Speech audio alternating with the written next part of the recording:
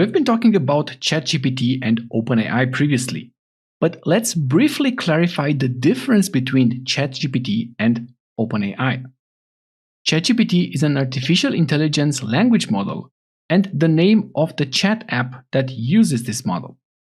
ChatGPT is developed by a company called OpenAI. OpenAI is a research organization dedicated to artificial intelligence. Due to the success of ChatGPT, these names have almost become synonymous. Apart from ChatGPT, OpenAI also has other products which offer artificial intelligence models for various use cases, like image generation with DALL-E or transcribing audio files with Whisper. So in a nutshell, OpenAI is the company, while ChatGPT is one of their products.